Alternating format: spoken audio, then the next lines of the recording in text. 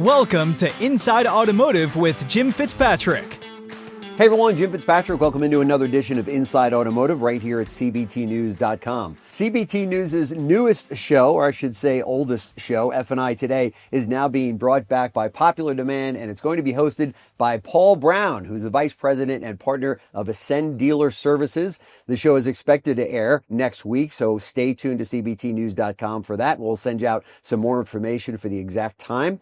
Today, we are joined by Paul in the studio to tell us more about what we can expect from this great new series. So, Paul, thank you so much for joining us in the studio. Thanks for having me here. It's a pleasure. Absolutely. So, you've been in the studio all day, I should mention, shooting your episodes of F&I Today and sitting in the control room with the team. You knocked the cover off the ball. I mean, I know that our audience, and especially those in finance and leadership at dealerships, are gonna love the content.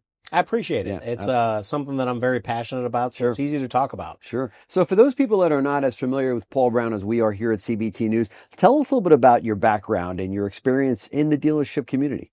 So I've got 28 years in retail automotive and everything from started selling cars at Schomburg Honda outside of Chicago to got my first finance job, which brought me back down to kind of the St. Louis market. Okay. And then pretty much the whole time it's been in finance in some version or another. Finance director for a big group in St. Louis. But I always tell people, even though I'm on this side, Adam and I make the same joke. We're recovering F&I managers because it's something that we're completely passionate about. Sure. When you do it that long, you have to be passionate about it. Sure. And what we see is that it's the greatest thing that has an impact on customers because it's the last impression that they have when they're buying their new car going out the door. So. And what we see is a lot of really great things in the marketplace. We see a lot of things that need some attention. So our passion is to coach and just help people evolve into better versions of themselves. That's right. And when they're that, we become better versions of dealerships, and then people like us more. That's right. That's the key. And I agree with you. The F&I manager today is so vitally important, not just for, to garner great CSI for a dealership, but also to take care of the dealer's assets, to make sure everything is done right. We see so much fraud out there today because of all of the digital capabilities that people have and the fraudsters have out there, that you've got to have that one individual in an F&I manager that's making sure everything is legit and the way it's supposed to be. And then in addition to that, having a strong PVR, right? That's what it's all about. Yeah, it is what it's all about. And what we find is that if we do a really good job of relating to our customers and finding out who they are and giving them the customer experience that not only they want to have, but that they deserve to have. Right. I mean, if somebody's in your store spending $80,000, they should have a great experience. That's right. And we should set them up to have a great experience with that vehicle. Yeah. And if we do those things properly, the PVR and the PPRU and all that stuff just falls in line. And it becomes magical for the dealership because CSI is high, customers are happy, service engagement is really high. Yeah. That drives them back to buy more cars where they buy more F&I products. So it's this circle of circle of life if it's done really well. Sure. And it all stems from the F&I department because the F&I person can really facilitate all that. Or they can drive the customer out where the customer never comes back for service. Yeah, it's true. If it's a bad experience. It's true. And you've probably worked with some of those F&I managers out there. I know I have as well, where they might have had a strong, per vehicle number working for them. But man, not only were they not fun to work with, but they were hard on the customers, right? And it was amazing to me because I'd say, why does the dealer allow this? You go, well, the guy's doing $3,200 a copy, But at the end of the day, that's not everything. I mean, you got to your point, you got to make sure that customer's happy when they're leaving. Right? And what we find is that it's another thing that we talk to dealers about. We say it's not about how much money we make. It's about how much money we keep. Yeah. And what we find is that sometimes those people that don't give a good customer experience, but still have the high PVR, get a ton of chargebacks. That's right. So it's all coming back. I mean, that's right. It's not impressive if a guy puts $200,000 on the books in a month, but he has $40,000 in chargebacks. It's all fake money. That's right. That's right. Yeah, no question. So tell us about the series. What's our audience going to learn when they watch F&I Today? So we're going to dive into everything from process and what are some best practices that we see. One of the benefits that we have just as an agency with Ascent Dealer Services is we have thousands of dealerships across the country.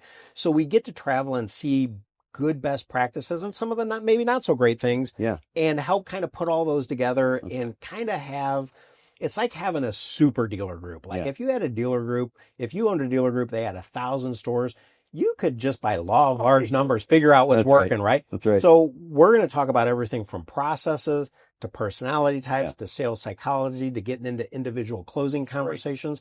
And more than that, just try to open the finance professional's eyes as to what it is that our customers want, what it is that they don't like, because our customers are telling us, they're actually screaming it at us. I know. And deliver that. Right. It's pretty simple. It is. We make this business way more complicated than it needs to be. We do that, don't we? People business. It is. No question about it. For sure. How's F&I evolved over the last few years? I mean, when you look at it, the F&I department prior to COVID and now 5 years outside of COVID, we did learn a lot during those formative years during COVID, didn't we? We did. About what customers are willing to do from the comfort of their home. And then, of course, we see more video being used in the closing of F&I today. Talk to us about some of those changes that you've seen. Yeah, we've seen a lot of things, and it's been really eye-opening. And what we found is that we're seeing a lot of things that came to fruition because COVID kind of forced it to, that customers have wanted for a really long time. Yeah. We just have refused to give it to them. Right? Customers have wanted to close on their terms in their comfort space for a long time. We said, no, come here. Right? The biggest thing, BDC, get an appointment, have them show up. That's right. So now customers being able to transact from the comfort of their home and us using tools like Zoom or something like that and having the ability to share screens and having these interactive menus, being able to get the customer information about the F&I products earlier. Customers, when they're surveyed, 67% of customers said they would be more likely to buy F&I products if they had earlier exposure to them. So we can do a lot of things differently if we're handling a customer that's off-site because time isn't quite so critical, right? It's not this rush and get this customer out of here. We have a little bit of time to do things. And what we're going to see is more and more customers are going to want to transact that way. It's the Amazon Prime mentality. That's right. Right? When I buy things, most of the time I go, you know what, I need this. And I look and see if it's on Amazon Prime and if I can get it. And if the price is similar to what I can go to Home Depot, I'm not going to Home Depot. Right. Because the other thing that I do is I go into Home Depot and the first thing I do is I go, oh, that's cool. Oh, that's cool. And I go and buy something for $40. I leave out at $200. So I think customers want that flexibility. They want the ability to transact on their own terms. Right. And we just got to deliver that. Yeah. And I think that if we do that, so many people are afraid that, PVR is going to suffer. We're going to sell less products. Yeah. I think we're going to sell more. Right. Because what we found every single step, you and I have been in this industry for a long time, and we've had some major disruptors over the past 20 years. But every time one of those came around that made the process better for the customer, not necessarily us. That's right. We became more profitable. That's right. The menu is one of them. I mean, we saw when the menu started to be introduced and everybody was like, wait a minute, the menu. Oh, no. I determine what I'm going to sell to certain customers and I'm the smartest person out there. And we found a lot of that. But when you said, no, present this menu 100% of the time to 100% of the customers in its entirety and give them the opportunity, we found that the PVRs actually went up because people said, you know what, I will take that warranty. Right. When in reality, somebody might look at it and go, this person trades cars every, 27 months and they're smarter than that. They're not going to keep it. They're not going to want the extended warranty or the service contract. Lo and behold, because they were presented it properly, they bought it. Absolutely. Yeah. That was a major one. The ability to submit deals electronically was a major one. Yeah. I remember I was worried about that because I remember the days where you had to score a credit app and fax it over and wait 2 hours. That's right. And I'm like, I'm not going to be able to talk to my buyer. I mean, I send my buyer pizza on Saturday to get deals bought, right? They're going to take that away from me. You know what I mean? So there were a lot of, but we found out it's faster or we could get more, offers to customers faster. Sure. So it just made everything better in the process. Yeah, no question about it. And I think it finally is dawning on us in the industry. And I know it's a cliche and everybody uses it, but it really is at the end of the day all about the customer experience, right? That's what's really going to drive the auto industry in the future. Obviously we see Tesla comes out and says, "No, forget the dealer altogether. You can deal directly with us. We're not going to play on price. We're not going to play on payments. This is it for everybody, regardless of who you are." And I think that we're realizing that, we better change the way we've been doing business over the last 100 years in retail automotive, because the world's changing, right? Absolutely. Everybody's got their phone, which is a computer, right on their hip. They can check prices, they can check interest rates, they can check terms, they can check everything right in front of you, right? Yeah. And that has changed so much in the way we deliver vehicles to consumers. Yeah, it does. And again, it just goes back to the give the customer what they want. Right. If you build a better mousetrap, they'll beat a path to your door. Sure. And that's the better mousetrap. The better mousetrap is you going, hey, Jim, I see that you want to buy a car.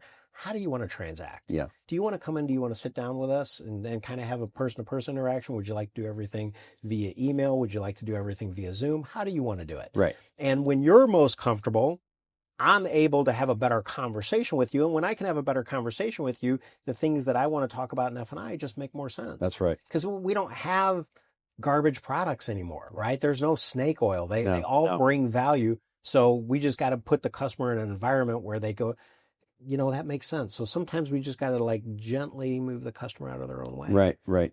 Affordability continues to be a real thorn in our side in the industry. I mean, that's, with the average price of a new car being almost $50,000 and the transaction price being over $50,000. This is a reality that's not going to go away anytime soon. What impact has that had in F&I? I mean, obviously people are maxing out on their payments. I think the average payment's now $750 a month or something like that.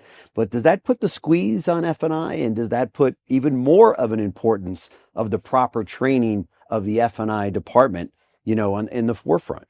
It certainly puts more importance on it. And I think if there's a squeeze felt, it's in between the ears of the individual F&I person. Okay. Because if we got a customer that's coming in, they're spending $750 and that's a payment that straps them, they can't afford the variability that an unprotected payment brings. Right. So the fact that they might have to pay for things out of pocket or there's some uncertainty, we don't want uncertainty. We're risk adverse. Human beings just are in general. Right. So when we can provide for them solutions that make sense and that are affordable. And yes, everything's more expensive than what it used to be. But the question is if this $750 payment straps you, then that, even if it's a small repair, that $800 repair is really going to strap you. That's right. And those things always happen at the least opportune time. Oh, no question about it. Right. Yeah. You always have a big repair in your car when your air conditioning just went out at your house. So, that's exactly right. So I think it's just how we frame it to the customer. I think customers are the same. I don't think that customer 20 years ago that had a $400 payment, we're talking about $480 versus the customer at $750 now, and we're talking about $900. I think it's still the same thing. Yeah. We just need to understand that customer has a little bit of a different squeeze that's on them right now because everything's more expensive, from eggs to gas to milk. That's right. So that's right. That being the case, we just have to have different conversations about what does your uncertain future look like? Right. Because the future is uncertain. We don't know. That's right. That's right. We're heading into the last couple of months here of 2025. We're in, I guess, the last couple of months now into 2025. What are you telling your dealer partners that you're working with across the nation? What do you want them to really hone in on to ensure that they close the year as strong as possible? The thing that I really talk to them about, and we've had this kind of discussion quarterly, but I bring it up again at the end of this quarter, is when this is the time of year where things kind of get a little bit tight, right? We have Thanksgiving, then we have Christmas. There's a lot of things that people are preparing for. So we have to understand that the most important thing we can do within our stores is adhere to our processes that are working. Because if we start trying to change things and adopt things midstream, what we find out is that it doesn't work, and then we've wasted a couple months, and now nobody knows what the expectation is. Right. Like if your salespeople know that today is no different than February 12th, I got to come in and do the same exact things. I have the same level of accountability. The same things are expected to me, and these are the consequences if that doesn't happen. If that message is consistent, then you'll get consistent results. What happens is it's the same thing as anything else. A dealer has an issue and then they panic and they want to change things, right? I'm going to panic and change all my advertising, change my message. Well, that may give you a little bit of a lift for a couple weeks, maybe even 30 days, but long-term it's a failed strategy.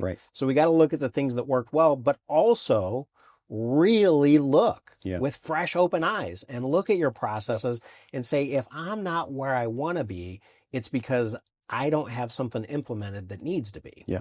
So, and then that's where you just got to reach out to somebody that just says, hey, you're seeing it like us. We'll come in, we'll do a no-cost analysis of a dealership and go, hey, these are areas where your process could improve, just to help, because we truly love to help. But as a dealer, you have to look at everything with fresh eyes and don't go, this is what we're doing because we've always done it this way. That's right. That's right. What's the best way to determine how many F&I managers are needed in a high volume dealership? Obviously, if you go into a dealership at, from 2 o'clock on a Saturday, there's people waiting around, maybe sometimes 2, 3, 4 hours. Drives consumers crazy. Yeah. So it's still the number one complaint. I think even over, price or trade-in value or anything else, it's why are we waiting so long, right? Is there a number that you tell your clients, look, for every number of deliveries or every amount in terms of F&I income, you should have X number of F&I closers available? Is there a number, or how do you? I feel personally, and this is one of those things that's controversial. It's like talking about religion or politics, but I feel like the sweet spot is right around 70. I think that gives each F&I manager time to give each consumer the attention that they deserve. 70 units for each F&I. Yeah. Okay. And then, but it also allows things to move along a little bit faster.